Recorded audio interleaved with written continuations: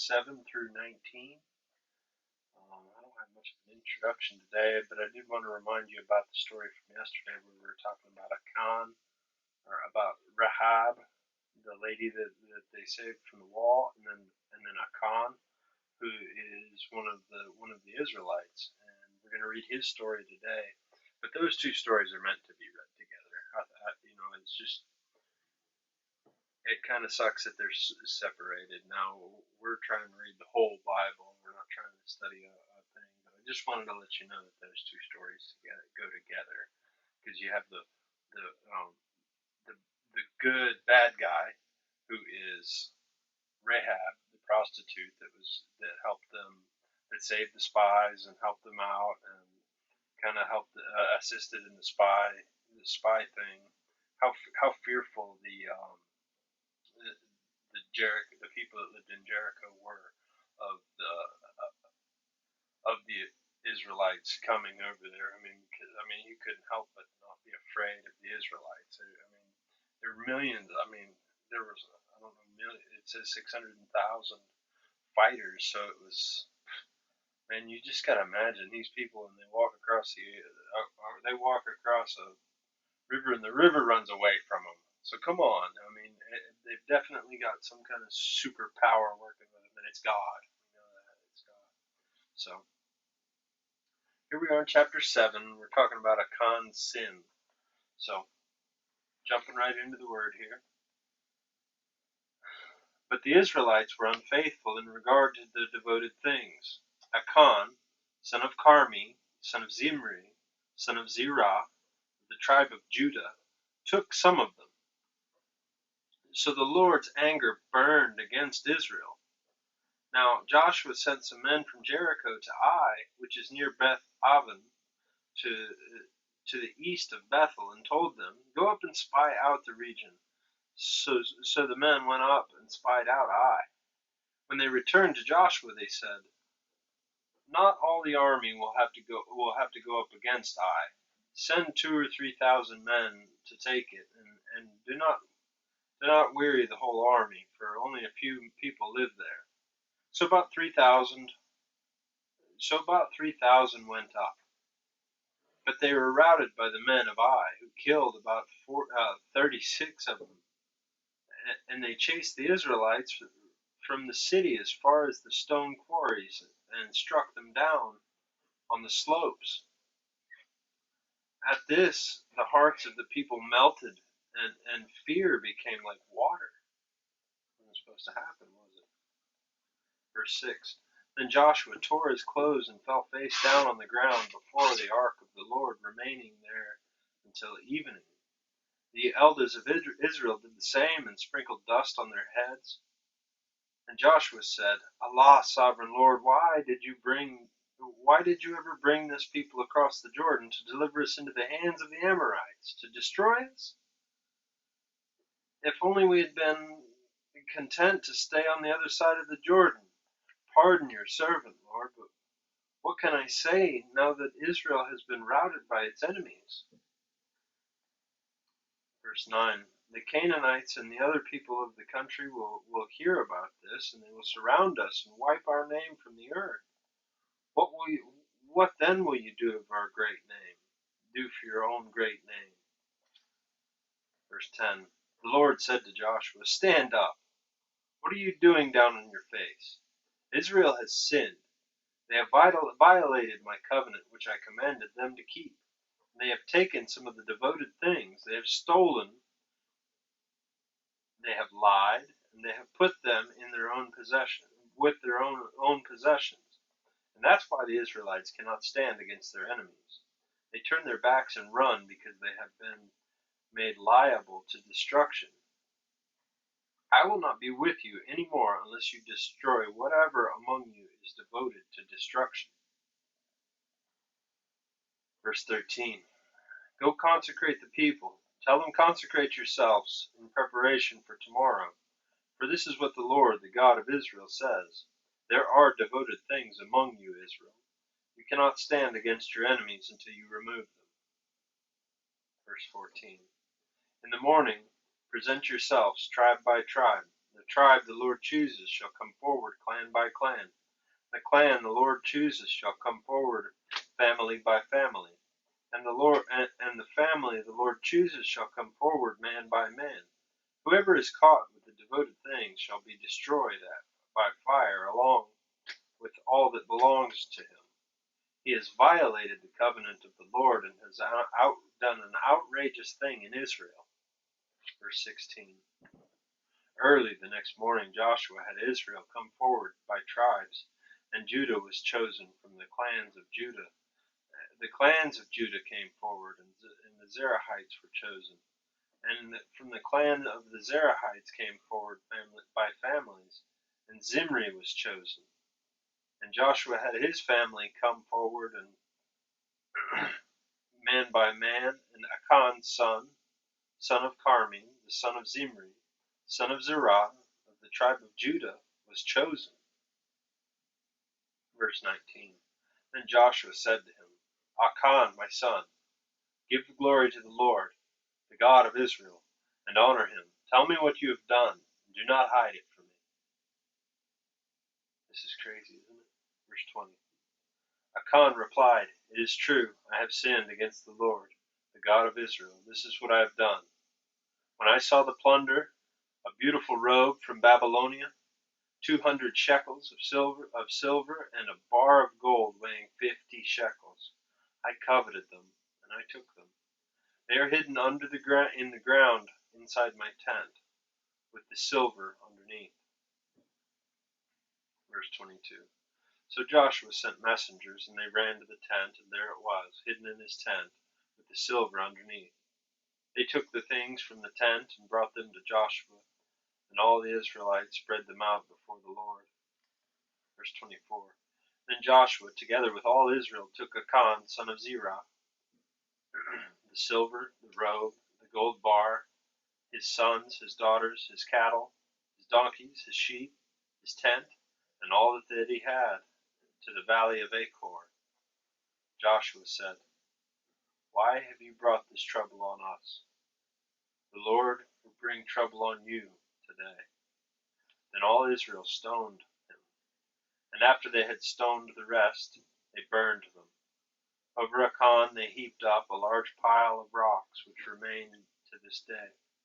Then the Lord turned from his fierce anger. Therefore that place has been called the Valley of Achor ever since. Heavy story right there. Chapter 8. Then the Lord said to Joshua, Do not be afraid. Do not be discouraged. Take the whole army with you, and go up and attack Ai. For I have delivered into your hands the king of Ai, his people, his city, and his land. You shall do to Ai and its king as you did to Jericho and its king, except that you may carry off their plunder and livestock for yourselves. Set an ambush behind the city. Verse 3. So Joshua and the whole army moved out to attack Ai. He chose 30,000 of his best fighting men and sent them out at night with these orders. Listen carefully. You are to set an ambush behind the city. Do not go very far from it.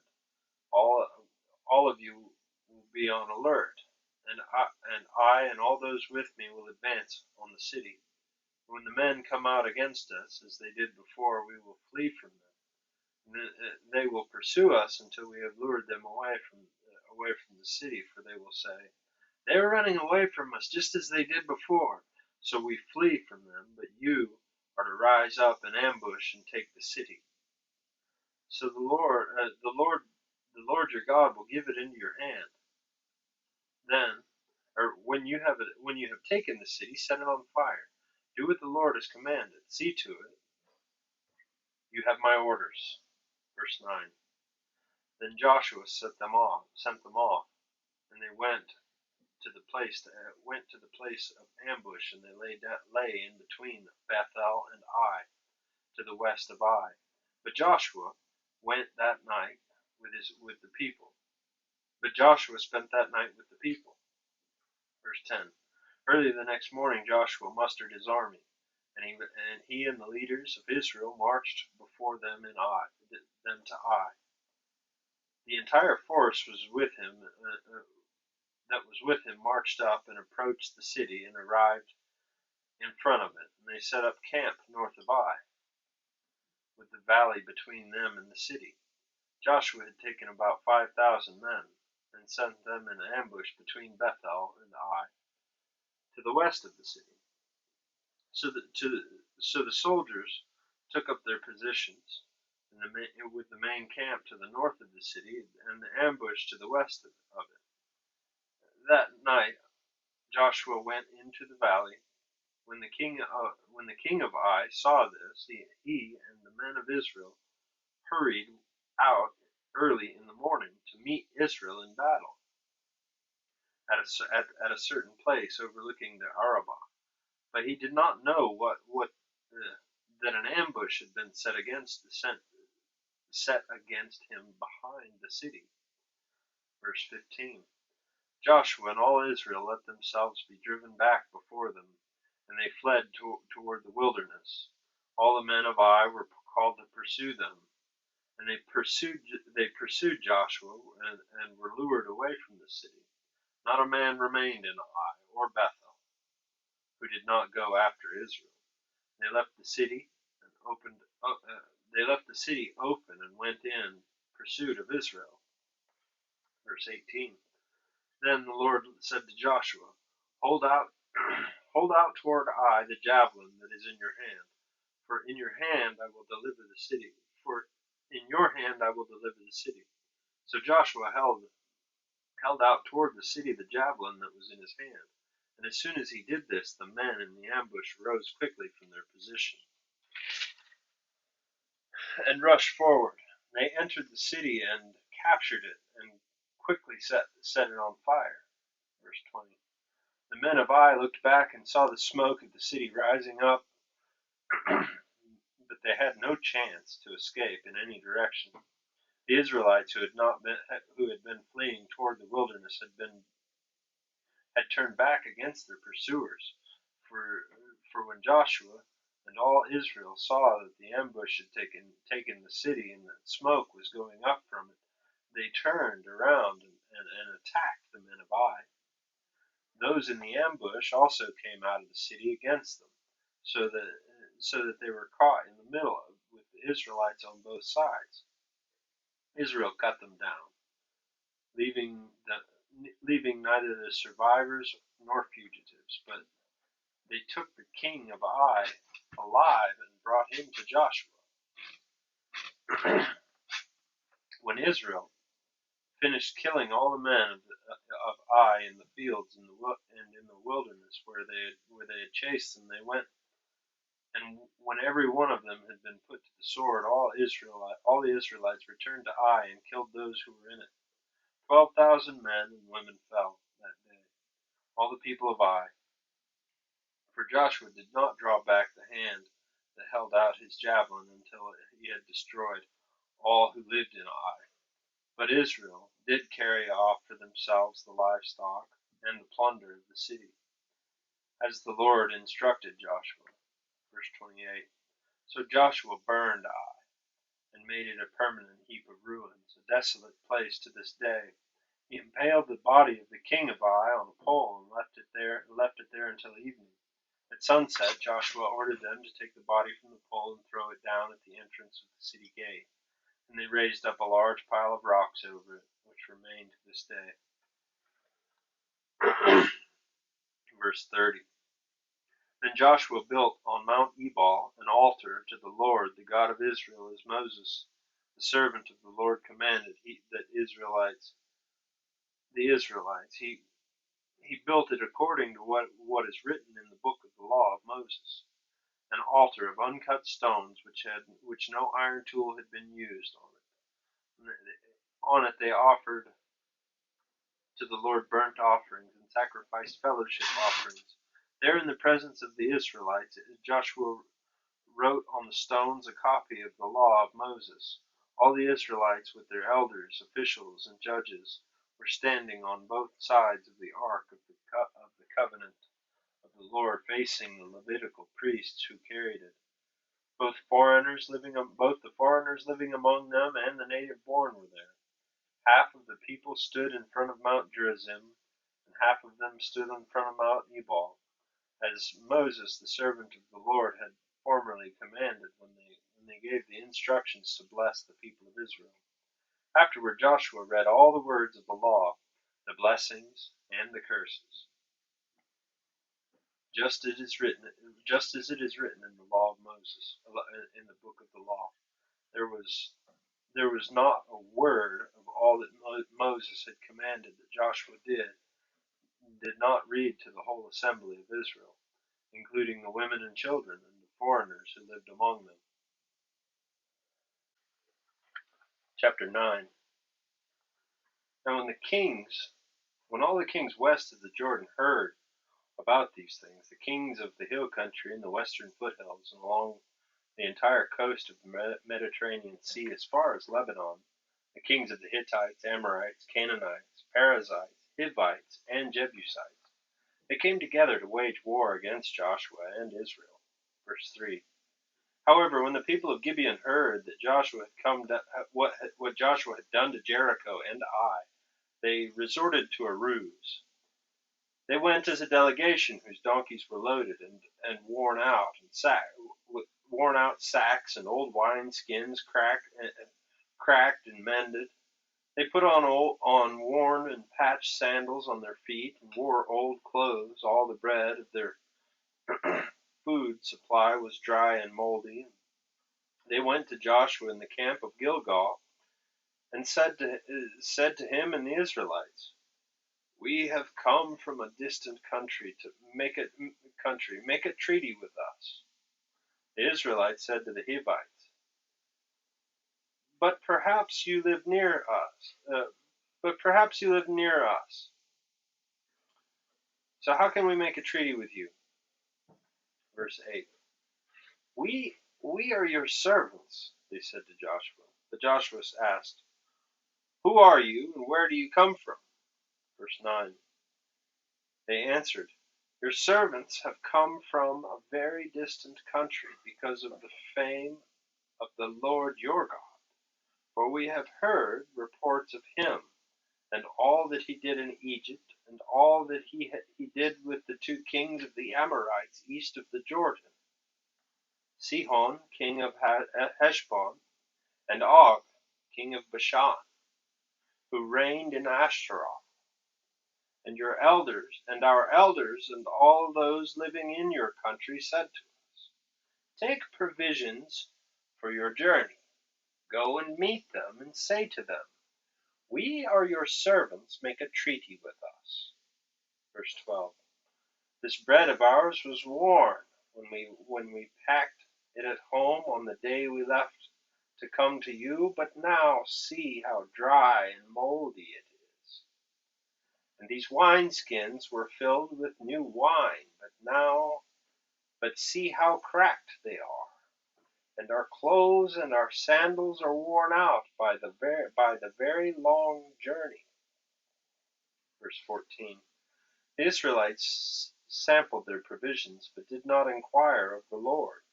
And then Joshua made a treaty of peace with them to let them live, and the leaders of the assembly ratified it by oath. Verse 16. 3 days after they made the treaty with the Gibeonites, the Israelites heard that they were neighbors, living near them. So the Israelites set out on the third day and came to their cities, Gibeon, Kephariah, Beeroth, and Kiriath Jearim. But the Israelites did not attack them, because the leaders of the assembly had sworn an oath to them by the Lord, the God of Israel. The whole assembly grumbled against the leaders, but all the leaders answered, "We have given them our oath by the Lord, the God of Israel, and we cannot touch them now. And this is what we will do to them. We will let them live so that God's wrath will not fall on us, or for breaking the oath we swore to them." They continued, "Let them live here, but But let them be woodcutters and water carriers in the service of those of the whole assembly. So the leaders promised to them. So the leaders' promise to them was kept. Verse 22. Then Joshua summoned the Gibeonites and said, "Why did you deceive us by saying we live a long way from you, while actually you live near us? We are now under a curse. You will never be released from the service as woodcutters and water carriers for the house of my God." Verse 24. They answered Joshua, "Your servants were very clear how the Lord your God had commanded his servant Moses to give you the whole land and to wipe out all its inhabitants from before you. So we feared our lives because of you, and that is why we did this. We are now in your hands. Do to us whatever seems good and right to you." Verse 26. So Joshua saved them from the Israelites, and they did not kill them. That day he made the Gibeonites woodcutters and water carriers for the assembly to provide for the needs of the altar of the Lord at the place the Lord would choose, and that is what they are to this day. Chapter 10. Now Adoni-Zedek, king of Jerusalem. Now, if y'all remember way back when we talked about Melchizedek, this is another king of the same country. You see, Melchizedek was the king of Jerusalem in Abraham's day. Now we have Adoni-Zedek. And that name actually means, Adonai means Lord, and Zedek means king. So this is Lord King. That's funny. Now Adoni-Zedek, king of Jerusalem, heard that Joshua had taken Ai and totally destroyed it, doing to Ai and its king what he had done to Jericho and its king, and that the people of Gibeon had made a treaty of peace with Israel and had become their allies. He and his people were very much alarmed at this, because Gibeon was an important city, like one of the royal cities. It was larger than Ai, and all its men were good fighters. So Adoni-Zedek, king of Jerusalem, appealed to Hoham, king of Hebron, Piram, king of Jarmuth, and Japhia, king of Lachish, and Debir, king of Eglon. "Come up here and help me attack Gibeon," he said, "because it has made peace with Joshua and the Israelites." Then the kings of the Amorites, the kings of Jerusalem, Hebron, Jarmuth, Lachish, and Eglon, joined forces, and they moved up with all their troops and took up positions against Gibeon and attacked it. Verse 6. The Gibeons sent word to Joshua in the camp of Gilgal, "Do not abandon your servants. Come up to us quickly and save us. Help us, because all the Amorite kings from the hill country have joined forces against us." I'm trying to remember that voice for those guys. Verse 7. So Joshua marched up from Gilgal with his entire army, including the best fighting men. The Lord said to Joshua, "Do not be afraid of them. I have given them into your hand. Not one of them will be able to withstand you." Verse 9. After an all-night march from Gilgal, Joshua took them by surprise.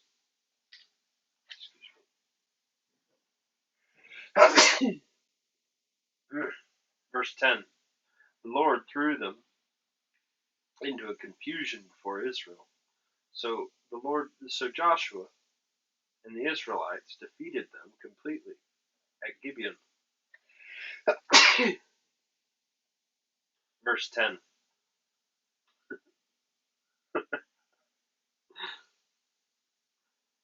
Verse 10. The Lord threw Joshua into confusion.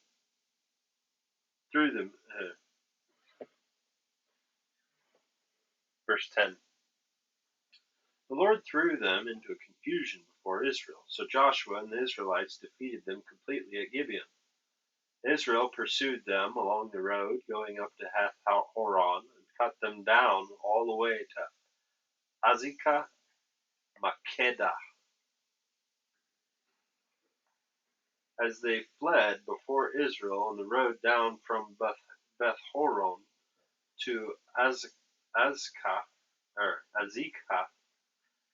the Lord hurled huge hailstones down on them, and more of them died from the hailstones than were killed by the swords of the Israelites. Verse 12. On the day the Lord gave the Amorites over to Israel, Joshua said to the Lord in the presence of Israel, Sun, stand still over Gibeon, and you, moon, over the valley of Ajalon. So the sun stood still, and the moon stopped, until the nation avenged itself on its enemies. It is written in the book of Jashar, as it is written in the book of Jashar. The sun stopped in the middle of the sky and delayed going down about a full day. There has never been a day like it before or since, a day when the Lord listened to a human being. Surely the Lord was fighting for Israel. Verse 15. And then Joshua returned with all Israel to the camp at Gilgal. Verse 16. Now the 5 kings had fled and hidden in a cave at Makkedah. And when Joshua was told that the 5 kings had been found hiding in the cave at Makkedah, he said, Roll large rocks up to the mouth of the cave, and post some men there to guard it. But do not stop. Pursue your enemies. Attack them from the rear, and do not let them reach their cities. For the Lord God had given them into your hand. So Joshua and the Israelites defeated them completely, but a few survivors managed to reach their fortified cities. The whole army then returned safely to Joshua in the camp at Makkedah, and no one uttered word against the Israelites. So, verse 22, Joshua opened the mouth of the cave. Joshua said, Open the mouth of the cave and bring those 5 kings out to me. So they brought the 5 kings out of the cave, and then the kings of Jerusalem, Hebron, Jarmuth, Lachish, and Eglon. When they had brought these kings to Joshua, he summoned all the men in Israel and said to the army commanders who had come with him, Come here and put your feet to the necks of these kings. So they came forward and placed their feet on their necks.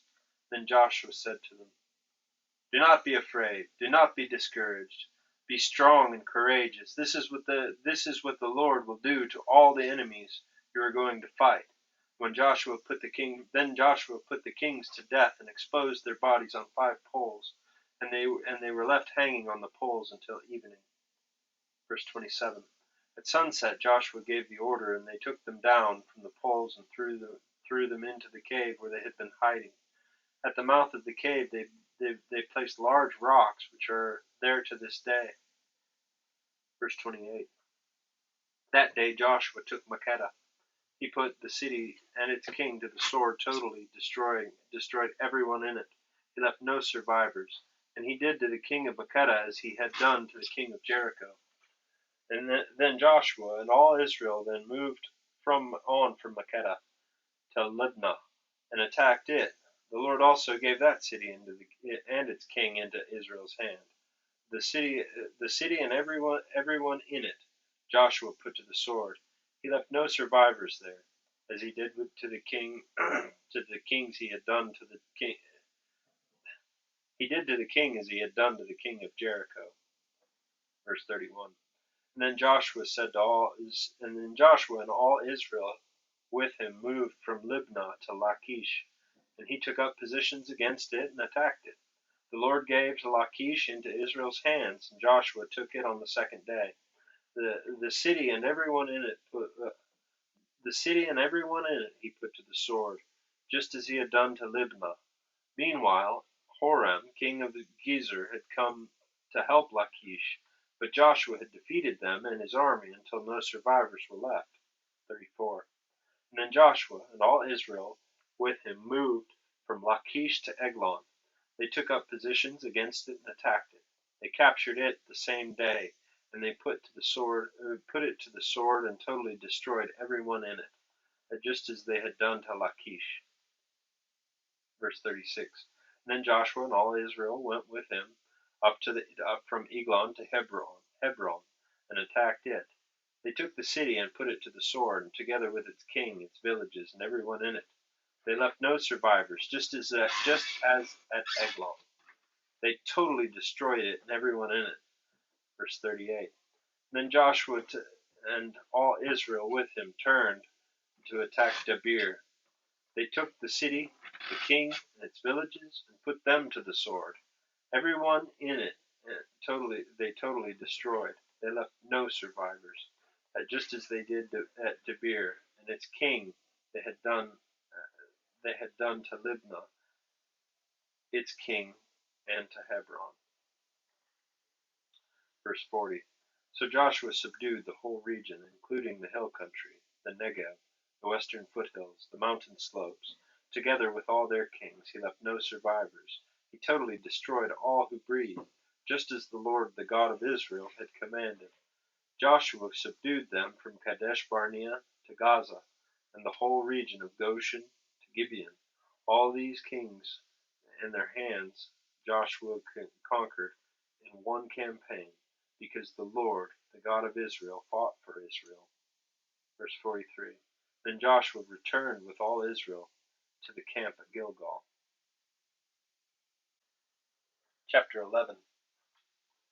When Jabin, king of Hazor, heard of this, he sent a word to Jobab, king of Madon, to the kings of Shimron and Akshaph, and to the northern kings who were in the mountains, in Arab, south of Kinnereth, in the western foothills of Naphthoth, Dor on the west, to the Canaanites in the east and to the west, and to the Amorites, Hittites, Perizzites, and Jebusites in the hill country, and to the Hivites below Hermon, in the region of Mizpah.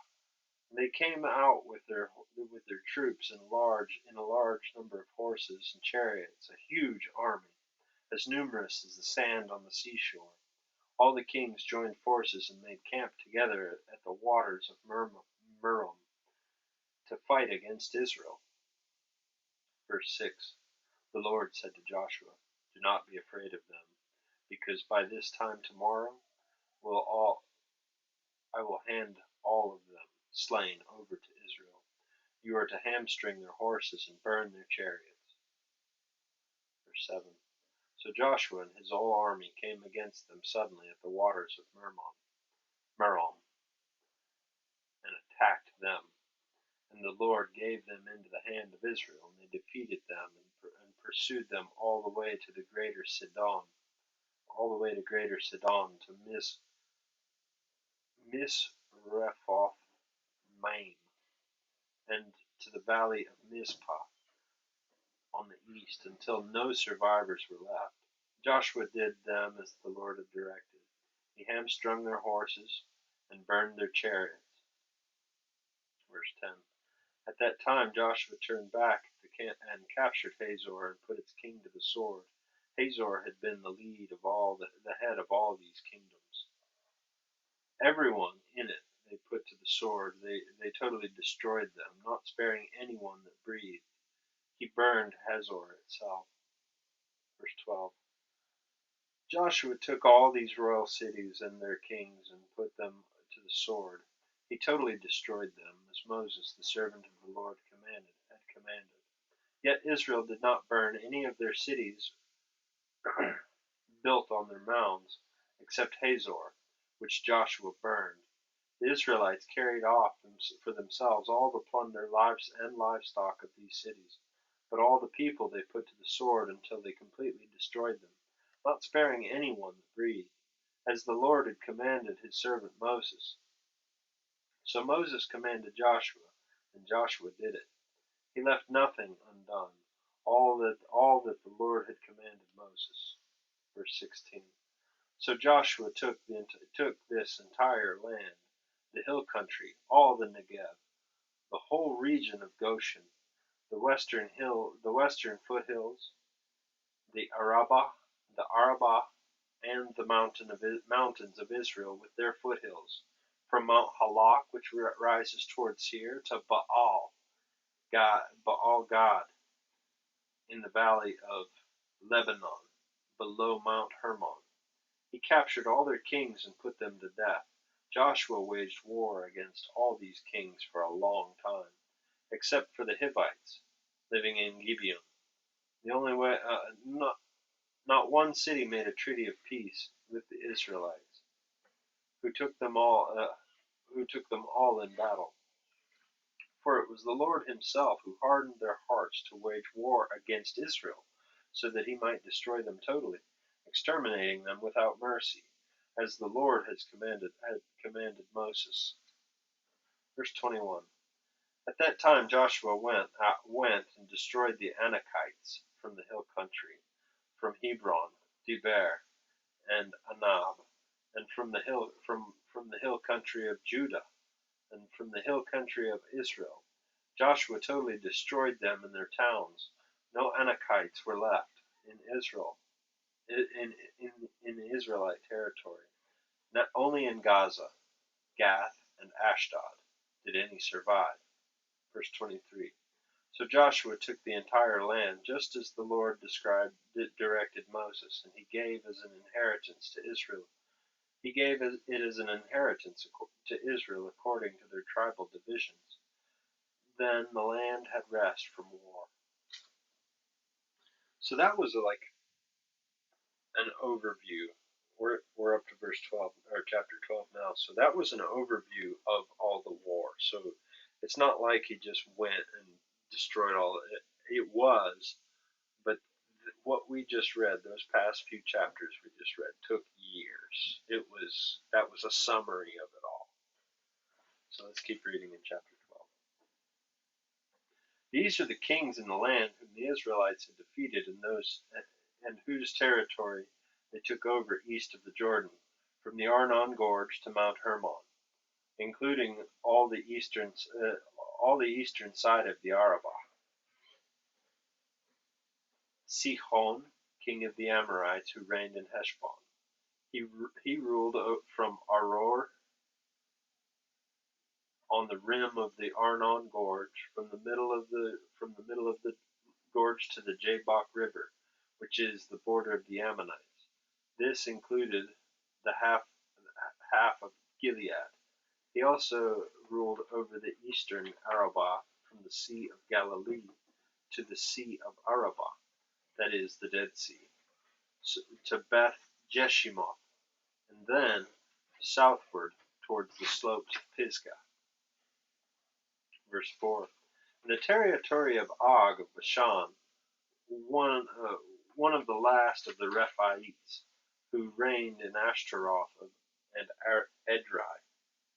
He ruled over Mount Hermon, Selekah, all of Bashan, to the border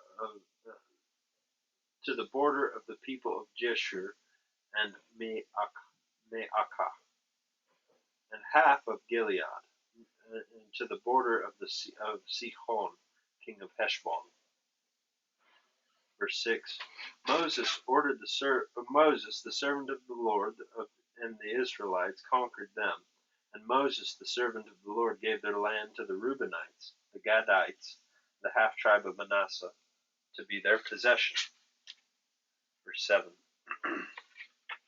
Here is a list of the kings that Joshua and the Israelites conquered in the west side of the Jordan, from Baal Gad, in the valley of Lebanon, to Mount Halak, which rises toward Seir. Joshua gave their lands as an inheritance to the tribes according to their tribal divisions. The lands included the hill country, the western foothills, the Arabah, the mountain slopes, the wilderness, and the Negev. These were the lands of the Hittites, the Amorites, Canaanites, Perizzites, Hivites, and Jebusites. These were their kings. The king of Jericho, 1. the king of Ai near Bethel, 1. The king of Jerusalem, 1. The king of Hebron, 1. The king of Jarmuth, 1. The king of Lachish, 1. The king of Eglon, 1. The king of Gezer, 1. The king of Debir, 1. The king of Geder, 1. The king of Hormah, 1. The king of Arad, 1. The king of Libnah, 1. The king of Adullam, 1. The king of Machkedah, 1. The king of Bethel, 1. The king of Tappuah, 1. The king of Hepher, 1. The king of Aphek, 1. The king of Lash-Aron, 1. The king of Madron, 1. The king of Hazor, 1. The king of Shimron Meron, 1. The king of Aksaph, 1. The king of Te-Anak, 1. The king of Megiddo, 1. The king of Kadesh, 1. The king of Jokneam in Carmel, 1. The king of Dor in Naphroth Dor, 1. The king of Goyim in Gilgal, 1. The king of Tisra, 1. 31 kings in all. Verse 13, or chapter 13. When Joshua had grown old, the Lord said to him, "You are now very old, and you are there are still very large areas of land to be taken over. This is the land that remains, all the regions of the Philistines, the Jeshurites, from the Shihor River on the east of Egypt to the territory of Ekron on the north. All of it counted as Canaanite, though held by 5 Philistine rulers in Gaza, Ashdod, Ashkelon, Gath, and Ekron.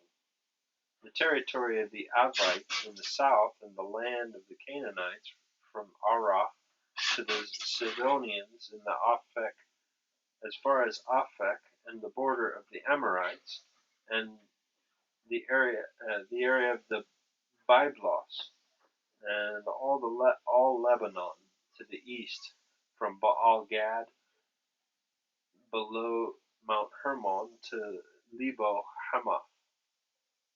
Verse 6. As far as all the inhabitants of the mountain regions from Lebanon to Misrephoth Maim, that is, all the Sidonians, I myself will drive them out before the Israelites. Be sure to allocate this land to Israel for an inheritance, as I have instructed you, and divide it as an inheritance among the 9 tribes and the half-tribe of Manasseh. Verse 8. The other half of Manasseh, the Reubenites and the Gadites, had received the inheritance that Moses had given them east of the Jordan, as he, the servant of the Lord, had assigned it to them. Verse 9. It extended from Aroer on the rim of the Arnon Gorge, and from the town in the middle of the gorge, and it included the whole plateau of Medeba as far as Dibon, and all the towns of Sihon, king of the Amorites, who ruled in Heshbon, out to the border of the Ammonites. It also included Gilead, the territory of the people of Jeshur and Ma'akah, all of Mount Hermon, and Bashan, as far as Salekah. That is the whole kingdom of Og of Bashan, who had reigned in Ashtaroth and Edrei. He was the last of the Rephaites. Moses had defeated them and taken over their land, but the Israelites did not drive out the people of Jeshur and Ma'akah, so they continue to live among the Israelites to this day. Verse 14. But to the tribe of Levi he gave no inheritance, since the food offerings presented to the Lord, the God of Israel, are their inheritance, as he promised them. Verse 15. This is what Moses had given the tribe of Reuben according to its clans.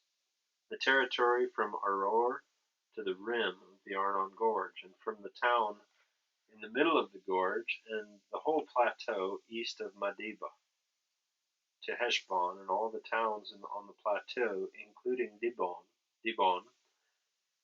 Bemoth Baal, Beth Baal Meon, Jahaz, Kedemoth, Pephaath, Kiriathaim,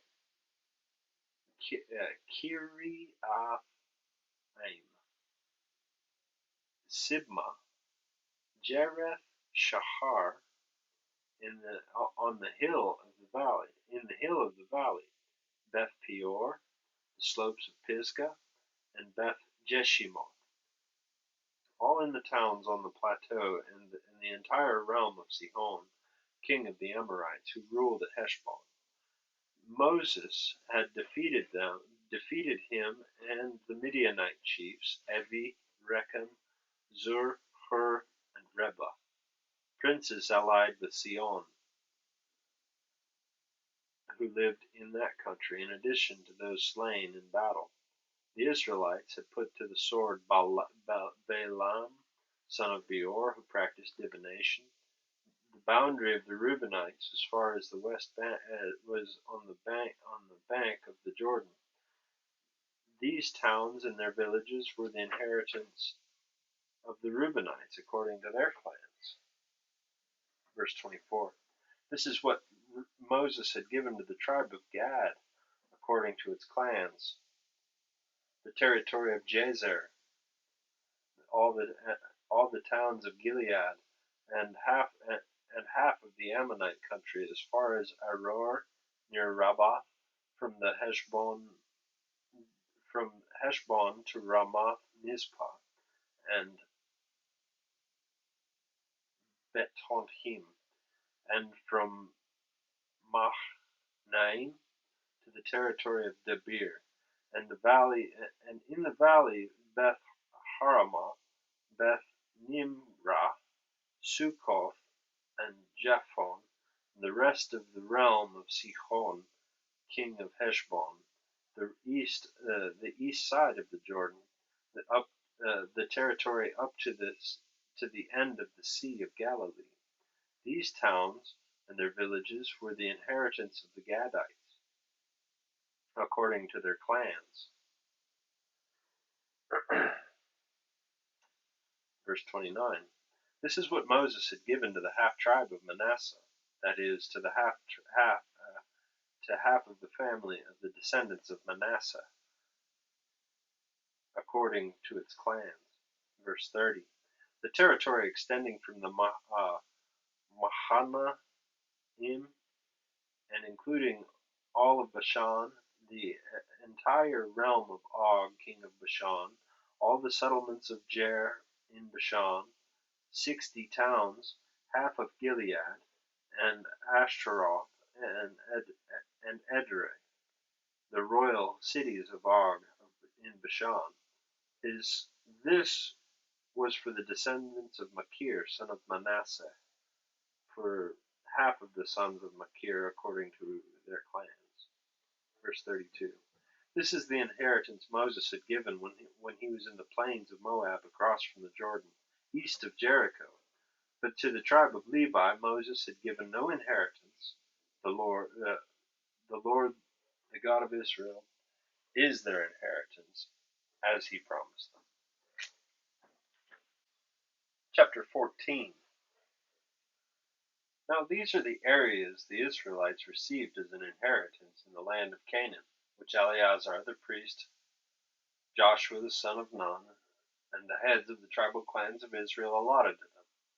Their inheritances were as assigned by lot to the 9.5 tribes, as the Lord had commanded through Moses.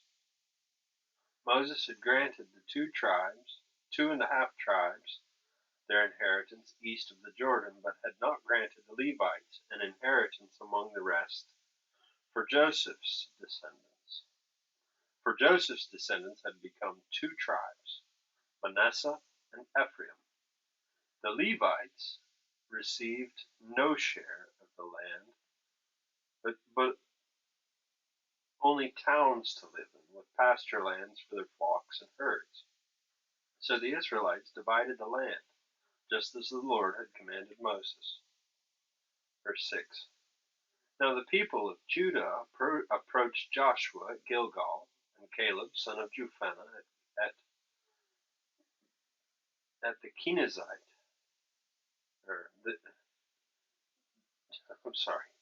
and Caleb, the son of Jephunneh, the Kenizzite, said to him, You know what the Lord said to Moses, the man of God, at Kadesh Barnea, to you and me.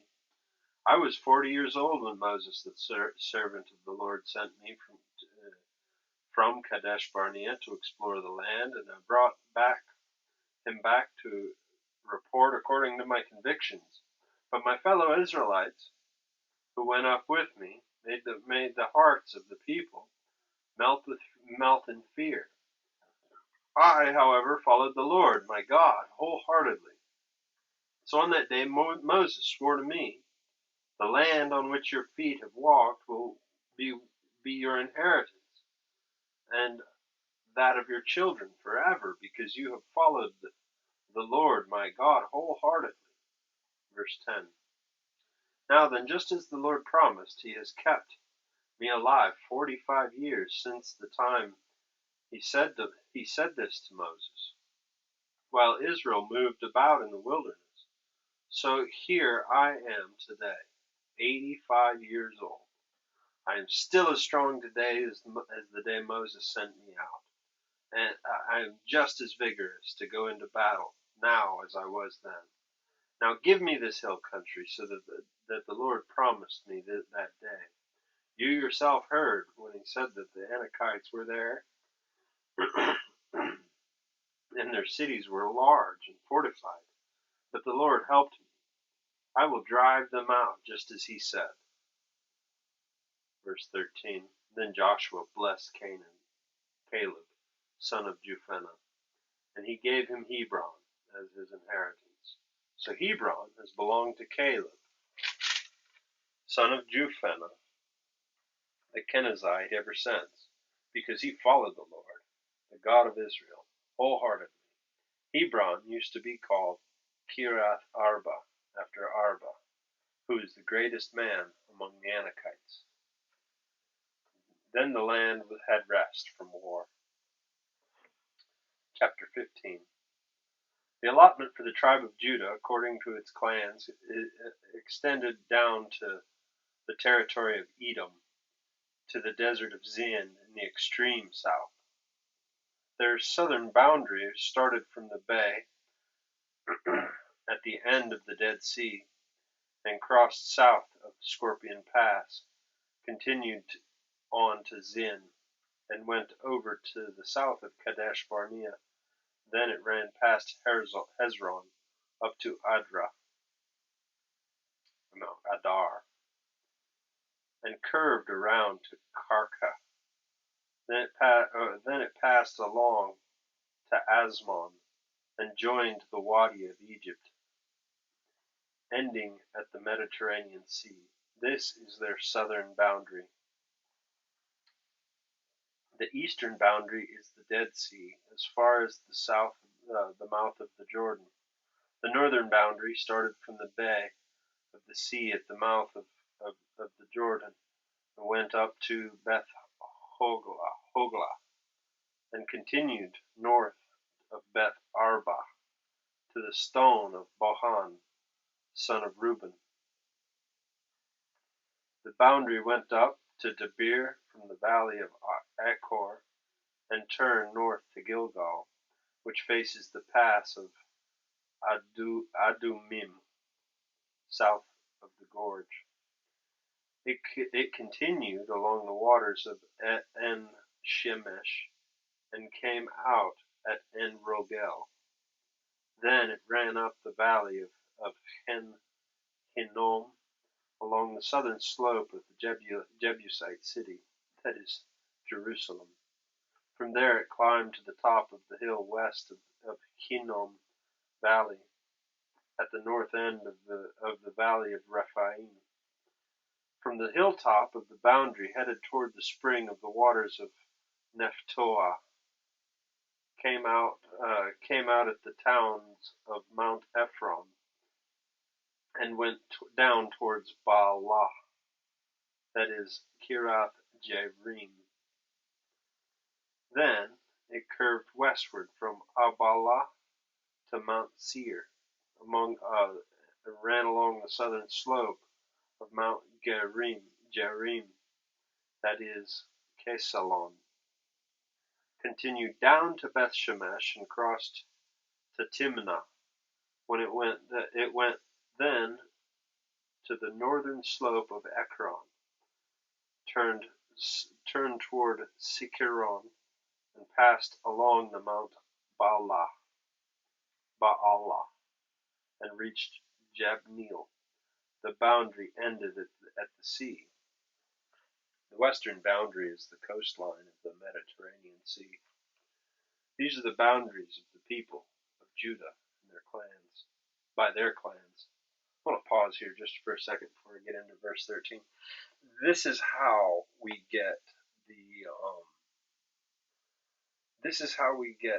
the detailed maps in the back of your Bible. If you were to look at the maps in the back of your Bible while I'm telling you this, you could follow along on how these tribes are laid out. We have these. Most Bibles have a map in the back. The B90 one doesn't, because it's not like that at all. But it's just for reading. So I'm surprised it even has the verses listed in it. But what it is that's, you can pretty well trust those maps. The people that drew those maps up are the people that they studied this text to draw the map. And the maps change. You have a different map for the New Testament than you do for the Old Testament. Names changed. So you might have a map in the back of your Bible that says before the conquest, and that would be the Canaanite names of the towns and cities. And then you would have a map that has after the Israel, the beginning of Israel and the conquest. So you have that, and then you have, the Romans came in after all of this. And, this isn't a Bible history class, but it is. We are reading the Bible, and I'm just trying to help you out, try and visualize these lines. And if you have to, turn to your Bible and turn it in the back of your Bible and kind of look at these, because this is all very, very accurate. So let's keep reading. We're in verse 13. In accordance with the Lord's commands to him, Joshua gave to Caleb, son of Jephunneh, a portion in Judah, Kiriath Arba, that is Hebron. Arba was the forefather of Anak.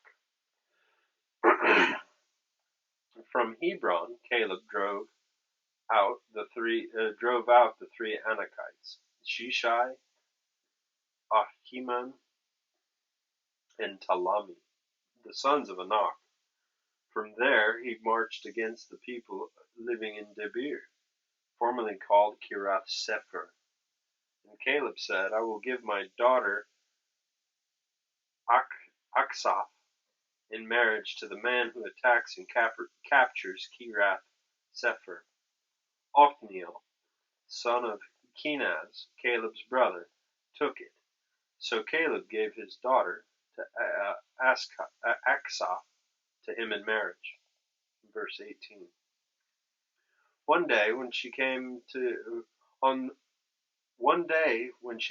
Othniel, she urged him to ask her father for a field. When she got off her donkey, Caleb asked her, What can I do for you? She replied, Do me a special favor.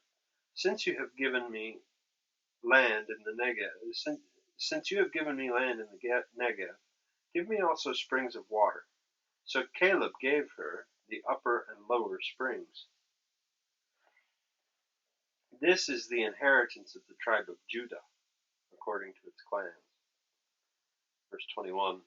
The southernmost towns of the tribe of Judah in the Negev, toward the boundary of Edom, were Kabzeel, Eder, Jugar, Kina, Dimona,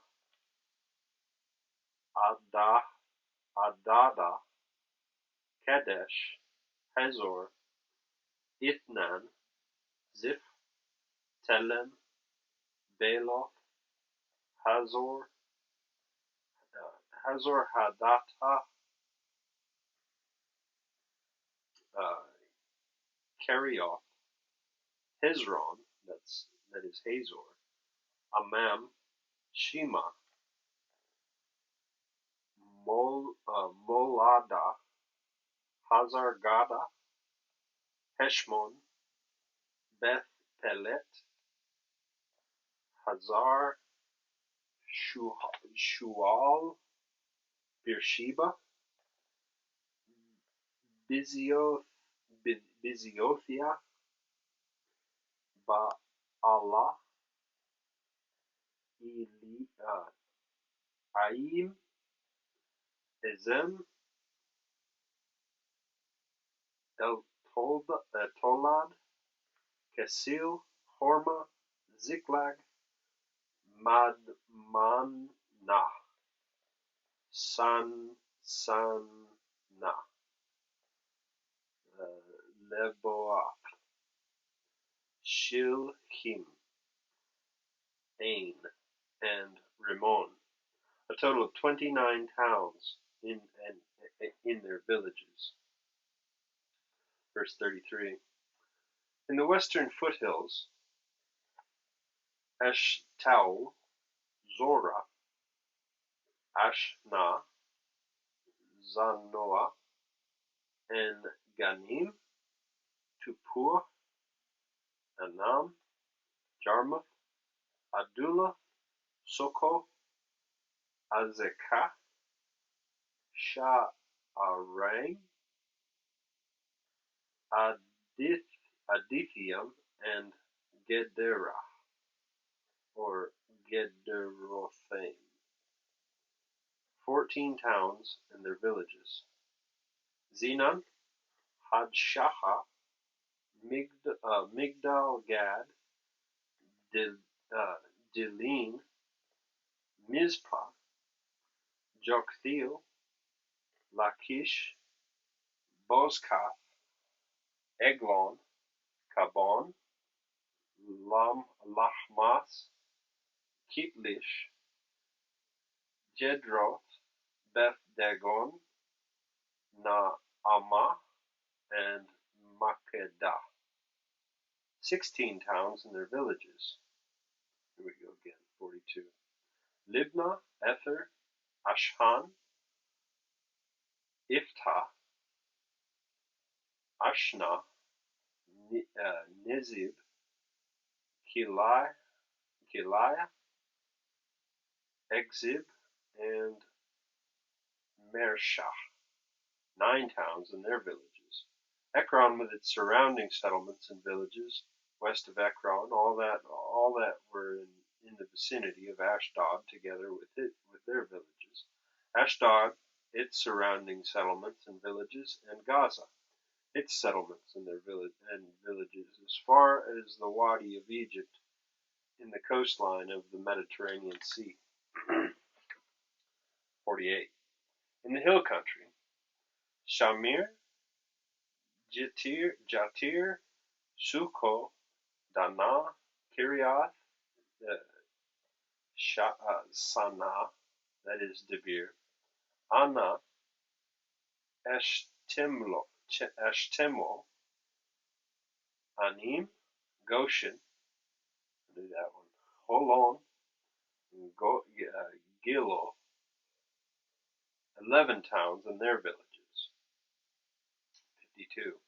Arab, Duma, Eshan, Janim, Beth Tapua, Afika, Hunta,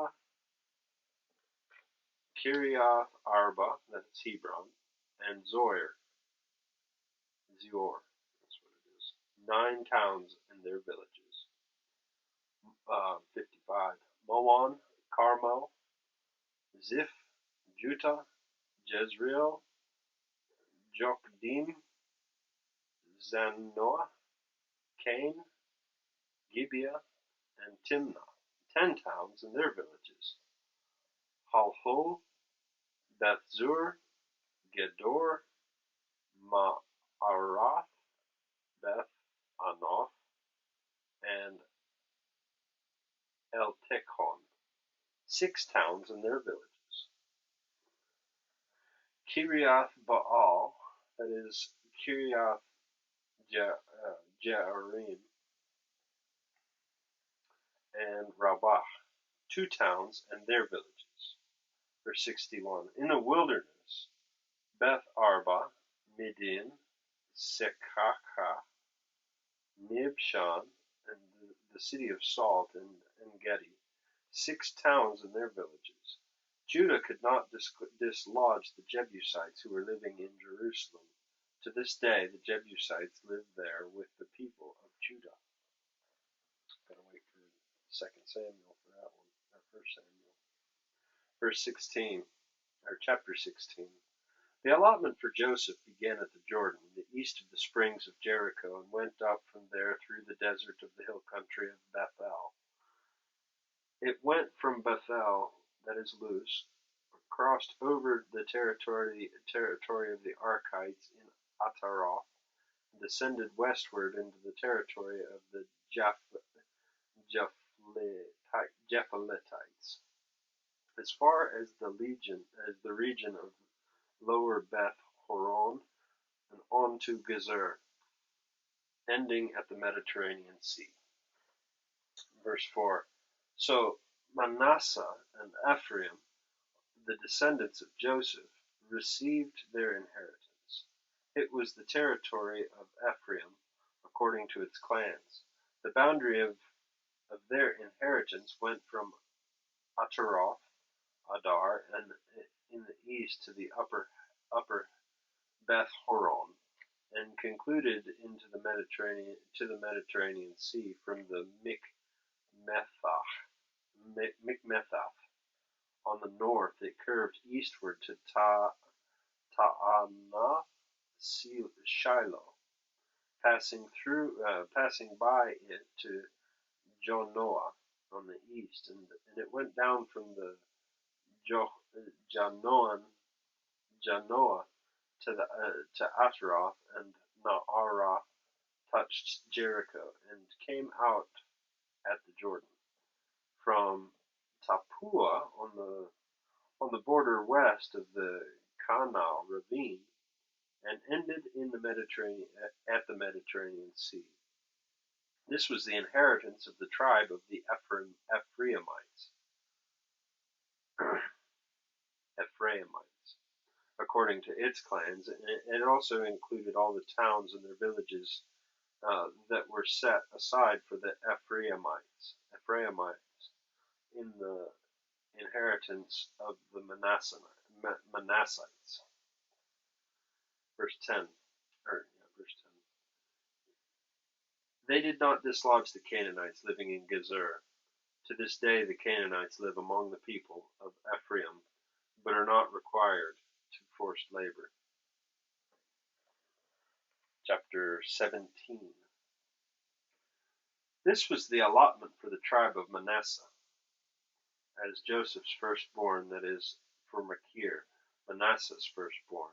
Machir was the ancestor of the Gileadites, who had received Gilead and Bashan because of the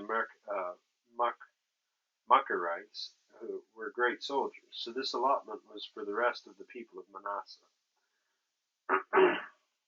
The clans of Abiezer, Helek, Asriel, Shechem, Hefer, and Shemida.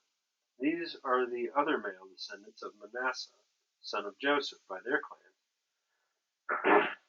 Now, Zophahad, son of Hefer, the son of Gilead, the son of Machir, the son of Manasseh, had no sons but only daughters, whose names were Mahlal, Noah, Hoglah, Milcah, and Tirzah. They went to Eleazar the priest, and Joshua son of Nun, the leaders, and said, "The Lord commanded Moses to give us an inheritance among our relatives." So Joshua gave them an inheritance along with the brothers of their father, according to the Lord's command. Manasseh's share consisted of 10 tracts of land beside Gilead and Bashan, east of the Jordan, because the daughters of the tribe of Manasseh received an inheritance among the sons. The land of Gilead belonged to the rest of the descendants of Manasseh. The territory of Manasseh extended from Asher to Mikmethah, east of Shechem. The boundary ran southward from there to include the people living in Tappuah. Manasseh had the land of Tappuah, but Tappuah itself on the boundary of Manasseh belonged to the Ephraimites. Verse 9. And then the boundary continued south to the Kanah ravine, there where the towns belonging to Ephraim lying along the towns of Manasseh, but the boundary of Manasseh was the northern side of the ravine and ended at the Mediterranean Sea. On the south, the land belonged to Ephraim. On the north to Manasseh, the territory of Manasseh reached the Mediterranean Sea and bordered Asher on the northern and Issachar on the east. Within Issachar and Asher, Manasseh also had Beth Shan, Abilim, and and the people of Endor, Tanakh, and Megiddo, together with their surrounding settlements. The third in the list is Naphtali. Verse 12. Yet the Manassites were not able to occupy these towns, for the Canaanites were determined to live in that region. However, when the Israelites grew stronger, they subjected the Canaanites to forced labor, but did not drive them out completely. Verse 14. The people of Joseph said to Joshua, Why haven't you given us the only one allotment and one portion for an inheritance? We are a numerous people, and the Lord has blessed us abundantly. Verse 15. If you are so numerous, Joshua answered, and if the hill country of Ephraim is too small for you, go up into the forest and clear land for yourselves there, in the land of the Perizzites and the Rephaites. 16. The people of Joseph replied, The hill country is not enough for us, and all the Canaanites who live in the plain have chariots fitted with iron, and those in Beth Shan and its settlements, and those in the valley of Jezreel. Verse 17. But Joshua said to the tribes of Joseph, to Ephraim and Manasseh, You are numerous and very powerful. You will have only one allotment, but the forested hill country as well. Clear it, and its farthest limits will be yours. Though the Canaanites have chariots fitted with iron, and they are strong, you can drive them out. Chapter 18. The whole assembly of the Israelites gathered at Shiloh and set up the tent of meeting there. The country was brought together under their control, but there were still 7 Israelite tribes who had not yet received their inheritance. Verse 3. So Joshua said to the Israelites, How long will you wait before you take possession of the land that the Lord, the God of your ancestors, has given you? Appoint 3 men from each tribe, and I will send them out to make a survey of the land and write out a description of it, according to the inheritance of each. Then they will return to me. You are to divide the land into 7 parts. Judah is to remain in its territory in the south, and the tribes of Joseph in the territory up in the north. After you have written descriptions of the 7 parts of the land, bring them here, and I will cast lots to you for the in the presence of the Lord our God. Verse 7. The Levites, however, do not get a portion among you, because the priestly service of the Lord is their inheritance. And Gad, Reuben, and the half tribe of Manasseh have already received their inheritance on the east side of the Jordan. Moses, the servant of the Lord, gave it to them. Verse 8. As the men started on their way to map out the land, Joshua instructed them, "Go and make a survey of the land and write a description of it. Then return to me. I will cast lots for you, here at Shiloh, in the presence of the Lord." So the men left and went through the land. They wrote its description on a scroll, town by town, in 7 parts. They returned to Joshua in the camp at Shiloh. Joshua then cast lots for them in Shiloh in the presence of the Lord, and there he distributed the land to the Israelites according to their tribal divisions. Verse 11. The first lot came up for the tribe of Benjamin, according to its clans. Their allotment territory lay between the tribes of Judah and Joseph. Verse 12. On the north side of their boundary began at the Jordan and passed through the northern slope of Jericho and headed west into the hill country, coming out at the wilderness of Beth Aven. From there it crossed to the south, the south slope of Luz, that is Bethel, and went down into Ataroth Adar on the hill south of the lower Beth Horon. Verse 14. From the hill facing Beth Horon, on the south of the boundary, turned south along the western side and came out at Kiriath Baal, that is Kiriath Jearim, a town of the people of Judah. This was the western side. Verse 15. The southern side began at the outskirts of Kiriath Jearim on the west side, and the boundary came out at the spring of waters at Nephtoah.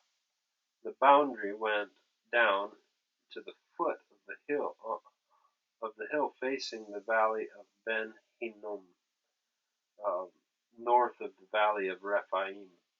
It continued down the Hinnom valley along the southern slope of the Jebusite city and so to En Rogel. It then curved north and went to En Shemesh, continued to Galiloth, which faces the pass of Adumim, and ran down to the stone of Bohan, son of Reuben. It continued to the northern slope at Beth Arba and down into the Arba. It went to the northern slope of Beth Hoglah and came out at the northern bay of the Dead Sea. At the mouth of the Jordan in the south, this was the southern boundary. Verse 20. The Jordan formed the boundary on the eastern side. These were the boundaries that marked out the inheritance of the clans of Benjamin on all sides. Verse 21. The tribe of Benjamin, according to its clans, had the following towns: Jericho, Beth Hoglah, Emek, Keziz, Beth Arba, Kemarim, Bethel, Avim, Parath, Ophrah, Kephar Ammoni, Ophni, and Geba. 12 towns and their villages.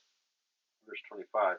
Gibeon, Ramah, Beth Beroth, Mizpah, Kephirah, Moza, Rechem, Irpeel, Tar Allah, Zelah, Hailef, the Jebusite city, that is Jerusalem, Gibeah, and Kiriath. 14 towns and their villages. This was the inheritance of Benjamin for its clans. Chapter 19. The second lot came out for the tribe of Simeon according to its clans. Their inheritance lay within the territory of Judah. It included Beersheba, or Sheba, Moladah,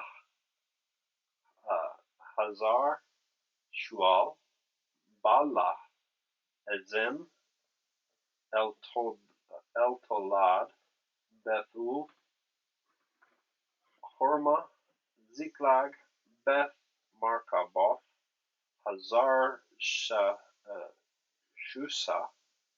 Beth Leboith, and Sharuhen, 13 towns and their villages. Verse 7. Ain, Rimmon, Ether, Ashan, 4 towns and their villages, and all the villages around these towns as far as Baalath Beer, Ramah in the Negev. This was the inheritance of the tribe of the Simeonites, according to its clan. The inheritance of the Simeonites was taken from the share of Judah because Judah's portion was more than they needed. So the Simeonites received their inheritance within the territory of Judah. Verse 10. The third lot came for Zebulun according to its clans. The boundary of their inheritance went as far as Sarid. Going west, it ran to Malah and touched Dabesheth and extended to the ravine near Jokanim.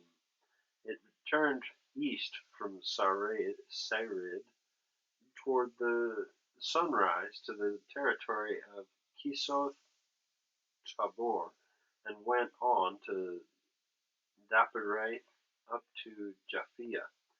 Then it continued eastward to Gath, Hefer, and Eth-Kazin, and it came out at the Ramon and turned toward Neah.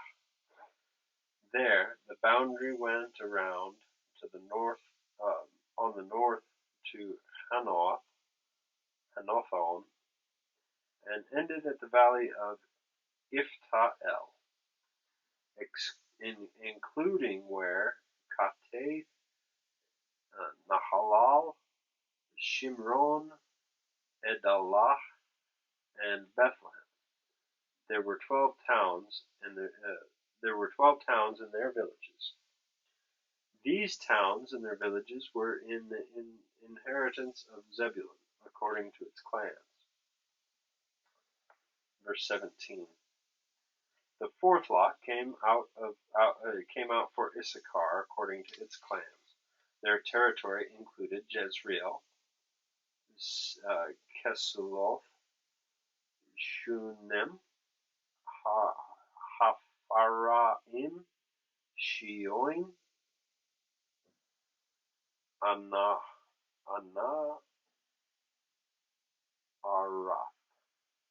Kabith, Kishoim, Ebez, Remeth, and Ganim, and Hadath, Beth Pazez. The boundary touched Tabor and Shahazumah and Beth Shemesh, and ended at the Jordan. There were 16 towns and their villages. And some of this just feels like I'm speaking Hebrew. I don't know Hebrew. These towns and their villages were in the inheritance of the tribe of Issachar, according to its clans. Verse 24. The fifth lot came out for the tribe of Asher, according to its clans. Their territory included Helkath, Hali, Beten, Aksaph, Alam-melech, Amad, and Mishal. On the west boundary, on the west, the boundary touched Carmel and Shihor Libnath. Then it turned east toward Beth Dagon, touched Zebulun and the valley of Iphthahel, and went to the north of Beth Emek and Neil. Passing Kabul on the left, it went to Abdon, Rehob, Hamon, and Kanah, as far as Greater Sidon. The boundary when it then turned back towards Ramah and it went to the fortified city of Tyre, turning towards Hosa, and it came out at the Mediterranean Sea in the region of Akzib, Amah, Afek, and Rehob there were 22 towns and their villages. These towns and their villages were the inheritance of the tribe of Asher according to its clans. Verse 32. The sixth lot came out for Naphtali according to its clans. Their boundary went from Heleph and the large tree of Ananim, passing Adami, Nekeb, and Jabneel to Lakum at the ending at the Jordan. The boundary ran west through Aznoth, Tabor, and came out at Hukok. It touched Zebulun on the south, and Asher on the west, and the Jordan on the east. The fortified towns were Zidmer, Zur, Hamath, Rakath, Kinnereth, Adamah, Ramah, Hazor, Kadesh, Edrei, and Hazor, Iron, Migdal El, Horem, Beth Anath, and Beth Shemesh. There were 19 towns and their villages. These towns and their villages were the inheritance of the tribe of Naphtali according to its clans. All right, the seventh one. Verse 40. The seventh lot came out for the tribe of Dan according to its clans. The territory of their inheritance included Zorah, Eshtaol, Irshemesh, Sha'alabin,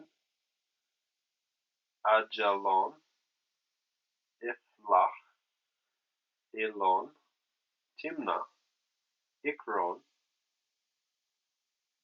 Eltekeh, Gibbethon, Baalah, Jehud, Bene Birak, Gath-Rimmon, Mejarkon, and Rakon, with the area facing Joppa.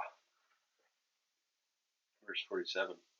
When the territory of the Danites was lost to them, they went up and attacked Lamesh, and they went up and attacked Leshem, and took it, and put the sword in it, and put it to the sword and occupied it. They settled in Lamesh and named it Dan, after their ancestor. Verse 48.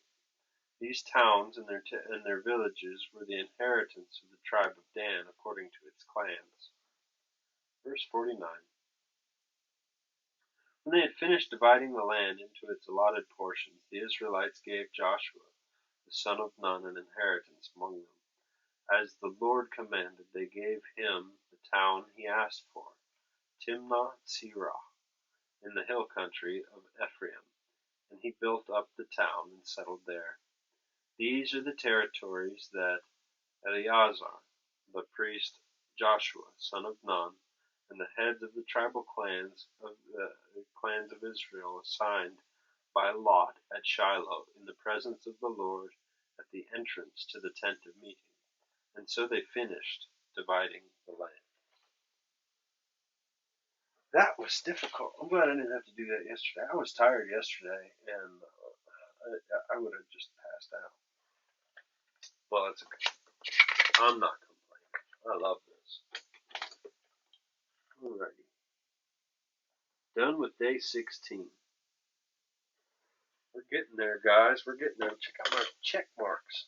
Check out my check marks. Check, check, check, check, check, check. You got check marks on yours like that? Did you print one of these out? They're in the Facebook group. If you scroll down and find where it says bookmark, you can get that and you can print it out and you can have one and you can make a little check mark just like me. We're on day 16. But if you ain't read all that, you can't make the check marks. Or if you ain't sat here and listened either way. However you do it, you gotta do it. You gotta read the whole Bible. Read the whole Bible from cover to cover. And you have difficult days like today. It was difficult because of all the Hebrew names and Canaanite names. You know, everywhere they say Baal and they say El, those are different names for different gods. And El is what they call the God. You know, and God is, you know, if you say God, you're talking about any God. If you say I am, the Yahweh, which they couldn't, you know, Jews can't even say that. They say the name. So I don't know. The Bible's interesting. It's wonderful. Thanks for watching. We keep praying for you. I love you. Thank you. Have a wonderful day. God bless you.